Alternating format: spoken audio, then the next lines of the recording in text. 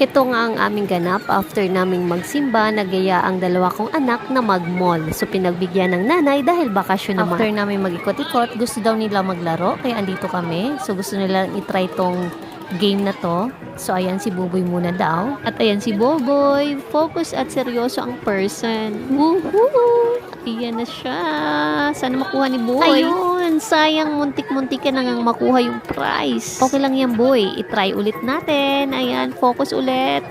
Aim for the goal. Seryoso ulit siya. Focus na focus talaga. Gusto niya talaga makuha yung prize. Go lang, Boy. Kaya mo yan.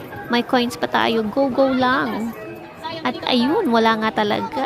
At ayan, wala na ngang coins. So, ayan, nagutom na ang mga person. Kaya itong mga kids ko, Jollibee ang bagsak. Sa tuwing lalabas kami guys, walang kasawaang Jollibee. So, Jollibee, baka naman. After nga